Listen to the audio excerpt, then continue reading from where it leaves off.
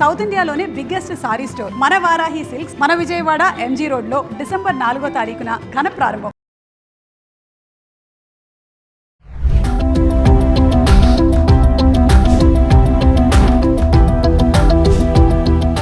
నమస్తే, welcome back to Suman TV. Present మనతో పాటు ఉన్నారు అనలిస్ట్ మందరి కృష్ణారెడ్డి గారు. నమస్తే సార్. నమస్తే అమ్మ. సార్, రీసెంట్గా రష్యాలో పుతిన్ అనౌన్స్ చేశారు ఏంటంటే మనకి ఇప్పుడు ఉద్యోగ అవకాశాలు రాబోతున్నాయి అని చెప్పేసి, భారతీయ నిపుణులు మాకు అవసరం ఉంది అని చెప్పేసి కూడా గతంలో కూడా మన వాళ్ళు రష్యాలో ఉద్యోగాలు చేయడము, స్కామ్స్ని ఎదుర్కోవడం ఇవన్నీ చూస్తుంటే వీసా ఇష్యూస్ కానీ ఇవన్నీ కూడా. సో ఇటువంటివి ఏమీ ఇప్పుడు జరగవు, మేము స్ట్రిక్ట్గా ఇవన్నీ కూడా చూసుకుంటాము, మీరు రండి మా దగ్గరికి అన్నట్టుగా ఇప్పుడు అవకాశాలు వస్తున్నాయి మీకు అని చెప్పేసి ఒక అనౌన్స్మెంట్ అయితే రావడం జరుగుతుంది. ఒకసారి వివరాలకు వెళ్తే పుతిన్ ఎందుకు ఈ అనౌన్స్మెంట్ ఇచ్చాడు అంటే సార్, రష్యా ప్రపంచంలో గొప్ప దేశం. ఒకప్పుడు రష్యా యుక్రెయిన్ లాంటి విడిపోయినటువంటి చాలా దేశాల సమాహారం. ఆల్మోస్ట్ ఆల్ రష్యాలో 40% విడిపోయింది, చిన్న చిన్న దేశాల కింద మారిపోయింది. ఎవరికి వాళ్ళే స్వతంత్రం ప్రకటించుకొని బయటకు వెళ్ళిపోయారు. ఇప్పుడు మిగిలిన రష్యాలో ఏమైందంటే ఇండస్ట్రీస్ ఉన్నాయి కానీ తగినటువంటి నిపుణులు లేదు. ఆ నైపుణ్యం కోరడం వల్ల ఏమవుతుందంటే ఆ ఇండస్ట్రీస్ నడవడం చాలా కష్టం ఉంటుంది. కాబట్టి వాళ్ళకి నిపుణులైనటువంటి ఉద్యోగులు కావాలి.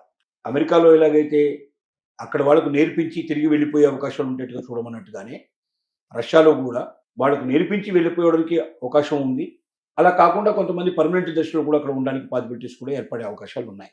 ఇలాంటి ఉద్యోగాలు మినిమం ఒక 70,000 కనీసం గుర్తించారు.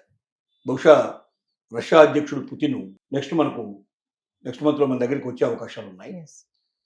అతను వచ్చేటప్పటికే అది 1,00,000 దాకా వచ్చినా కూడా ఆశ్చర్యపడాల్సిన అవసరం లేకపోవచ్చు అనేది కొంతమంది అభిప్రాయం. వీటిలో ముఖ్యంగా ఏ రంగాల్లో అంటే నిర్మాణ రంగంలో వాళ్ళ దగ్గర కార్మికులు, టెక్నికల్ పర్సన్స్ దాంట్లో లేరు ఎక్కువ. మన దగ్గర నిర్మాణకు సంబంధించిన వాళ్ళు కావాల్సినంత మంది ఉంటున్నారు. మన దగ్గర లక్షల మంది ఉన్నారు. ఎందుకంటే చాలామంది దాని మీద ఆధారపడి ఉన్నారు. సుమారుగా 1 కోటి మంది భారతదేశంలో ఒక్క నిర్మాణ రంగం మీదనే ఆధారపడి పనిచేస్తున్నటువంటి కార్మికులుగా చెప్పుకోవచ్చు. కాబట్టి దాంట్లో 1,00,000 మంది వెళ్ళడానికి పెద్ద ఇబ్బంది లేదు. రెండోది ఏంటంటే జౌళి రంగం, జౌళి పరిశ్రమలు కూడా చాలా ఎక్కువ అక్కడ. మన దగ్గర కూడా కొన్ని ఏరియాల్లో జౌళి పరిశ్రమలు ఉన్నాయి, దానికి సంబంధించింది కూడా అక్కడ వాళ్ళకి కావాలి. మూడోది ఎలక్ట్రానిక్ పరిశ్రమలు లాంటివి, కొన్ని ఆటోమొబైల్ లాంటివి, అంటే కొన్ని పరిశ్రమల్లో దాని యొక్క అవసరం చాలా ఉంది.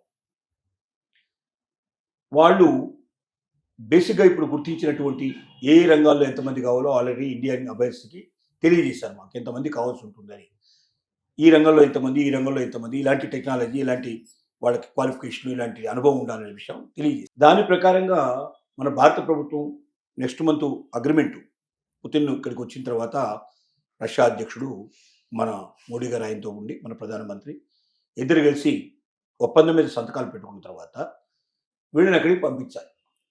ఒక్కసారి అగ్రిమెంట్ అయిన తర్వాత దాన్ని ఒక 3 మాసాల లోపలనే అమలుపరిచే అవకాశం మొదటి త్రైమాసికంలోనే అవకాశం ఉంది. దాంట్లో భాగంగా ఏమిటి గవర్నమెంట్ ఆలోచిస్తుందంటే, గతంలో రష్యాకి చాలామంది మన వాళ్ళు పంపించారు కానీ ప్రైవేట్ ఏజెన్సీల ద్వారా పంపించారు. ఈ ప్రైవేట్ ఏజెన్సీల ద్వారా పంపించడం వల్ల వచ్చిన పెద్ద నష్టం ఏమిటంటే తప్పుడు సమాచారం ఇవ్వడం, తప్పుడు వీసాల్ని క్రియేట్ చేయడం, చాలామంది మధ్యలో పట్టుబడిపోవడం, వెనక్కి రావడం, కొంతమంది జైళ్లలో మగ్గాల్సిన పరిస్థితి ఏర్పడటం, డబ్బులు మోసం చేసి ఉద్యోగాలు కూడా ఓడి వేసుకుని లేకపోతే ఉద్యోగం దొరక్క వెనక్కి వచ్చిన వాళ్ళు చాలామంది ఉన్నారు. అలా లక్షల్లో నష్టపోయిన వాళ్ళు ఉన్నారు. చాలా దేశాలకు అట్లా వెళ్ళి వచ్చిన వాళ్ళు, మధ్యవర్తుల ద్వారా నష్టపోయేవాళ్ళు, మోసపోయిన వాళ్ళు చాలామంది ఉన్నారు. ప్రభుత్వం ఈసారి ఆ రకమైనటువంటి నష్టం జరగకుండా త్రూ గవర్నమెంట్ ఏజెన్సీస్ ద్వారానే దీన్ని పంపించేటువంటి ఏర్పాటు చేయాలని ఆలోచిస్తుంది.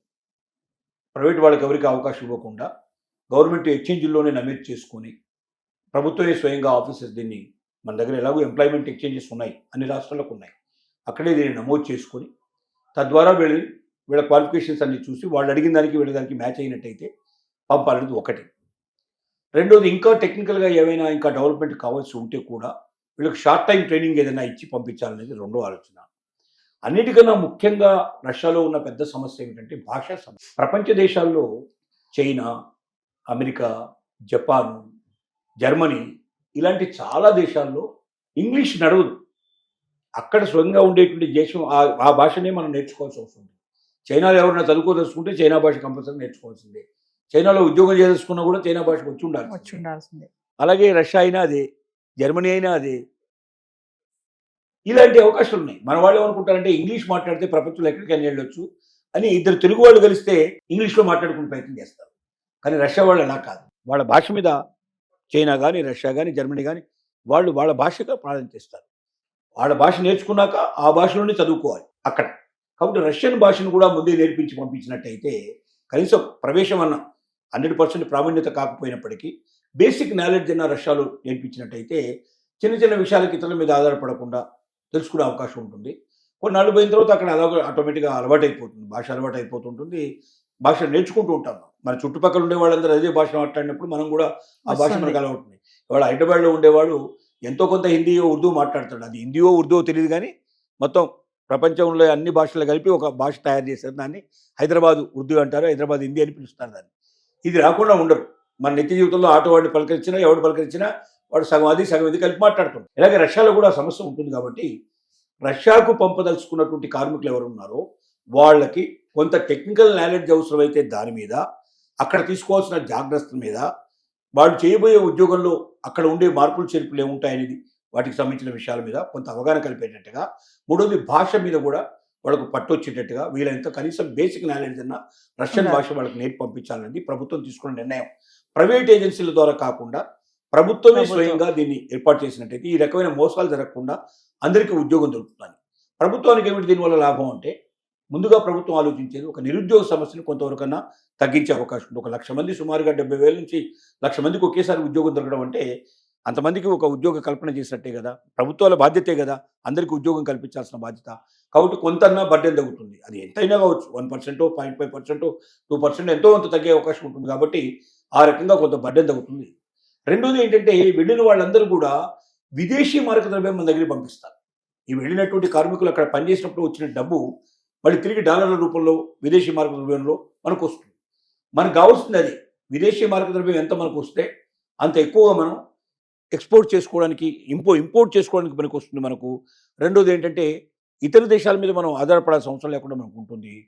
మనం స్ట్రాంగ్గా తయారయ్యే అవకాశం ఉంటుంది. అలాగే దేశాన్ని అభ్యున్నతి పదంలో నడిపించాలంటే రీసోర్సెస్ పెంచుకోవాలి. అలా పెంచుకోవడానికి రష్యాకు వెళ్ళినటువంటి 70,000 నుంచి 1,00,000 మంది వాళ్ళు ప్రతి నెల సంపాదించే సంపాదన చాలా కోట్ల మీద ఉంటుంది, వేల కోట్ల మీద ఉండే అవకాశం ఉంది. ఇంత డబ్బులో కొంత భాగం అన్నా ఇండియాకు వచ్చే అవకాశం ఉంటుంది. తద్వారా ఇండియా ఇంకా కొంత బలోపేతం అవ్వడానికి అవకాశాలు ఉంటాయి. రెండోది, అక్కడ ఉన్న టెక్నాలజీ నేర్చుకొని వస్తారు. మన టెక్నాలజీ అక్కడ ఇవ్వడమే కాకుండా అత్యాధునికమైన టెక్నాలజీ, మనకన్నా గొప్పగా టెక్నాలజీలో వాళ్ళు డెవలప్ అయి ఉన్నారు. కాబట్టి వాళ్ళ టెక్నాలజీ నేర్చుకుంటే రేపు ఇండియాకు వచ్చినప్పుడైనా ఇంకా వీళ్ళు మరింత నైపుణ్యంతో పనిచేసే అవకాశం ఉంటుంది, మరింత గొప్పగా రాణించే అవకాశం ఉంటుంది. ఇండియాకు వచ్చి ఉద్యోగం చేయకపోయినా స్వతంత్రంగానైనా సరే వాళ్ళు దాన్ని ఇక్కడ అమలు చేయడం ద్వారా వాళ్ళ ఉపాధి అవకాశాలు మెరుగుపరచుకోగలరు. ఉద్యోగంలో చేరినా మెరుగైన ఉద్యోగంలో చేరే అవకాశం ఉంటుంది. అక్కడికి వెళ్ళడానికంటే ముందు చేరిన ఉద్యోగానికి, అక్కడి నుంచి వచ్చి చేరే ఉద్యోగానికి చాలా మెరుగైన ఉద్యోగం అవకాశం ఉంటుంది. కొంతమంది అక్కడ స్థిరపడడానికి కూడా పాసిబిలిటీస్ ఉండొచ్చు. ఇన్ని రకాలుగా బెనిఫిట్స్ ఉన్నది. కాబట్టి ఇది ఒక గోల్డెన్ ఆపర్చునిటీ కింద మనం తీసుకునే అవకాశం ఉంది. బహుశా నెక్స్ట్ మంత్ లోపల మనకు వచ్చేటువంటి పుతిన్ గారి రాకతో మనం కొంత దీని గురించి పూర్తిగా అవగాహన, మనకు 100% పూర్తి విస్తారం మనకు తెలిసేందుకు పాసిబిలిటీస్ ఉన్నాయి. Thank you.